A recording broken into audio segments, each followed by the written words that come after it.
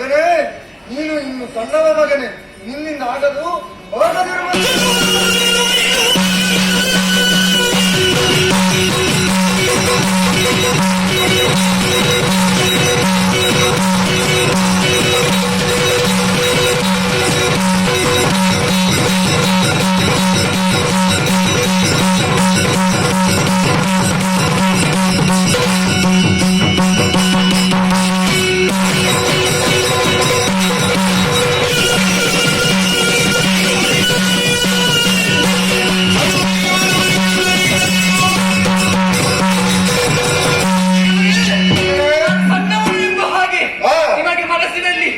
ಒಂದು ಭಾವನೆ ಇರಬಹುದು. ಹೌದು ಮಗನೇ, ಆದರೆ ಸಣ್ಣ ಕಿಡಿ ಸಾಕು ಈ ಪ್ರಪಂಚವನ್ನೇ ಸುಡುವುದಕ್ಕಾಗಿ.